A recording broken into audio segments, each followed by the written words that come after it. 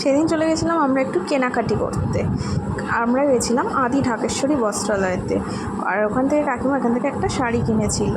তো এত সুন্দর এই কালেকশানগুলো ছিল, মানে মানে কোনটা ছেড়ে কোনটা নেব এরকম সব ছিল। তো যাই হোক, এখান থেকে একটা শাড়ি কেনা হয়ে গেছিলো। আর তারপরে আমরা ওখান থেকে বেরিয়ে চলে গেলাম হচ্ছে একটা কসমেটিক্সের দোকানে। আর কসমেটিক্সের দোকান থেকে প্রচুর জিনিসপত্র কেনা হয়েছিল, যেরকম তোমার টিপ, তারপরে নেল পলিশ, টার্সেল, এইসব কেনা হয়েছিল। তারপরে গেছিলাম আমার ড্রেসটা কিনতে। আমার ড্রেসটা, এই ড্রেসটাই আমি নিয়েছিলাম যেটা ফার্স্টে দেখেছিলো।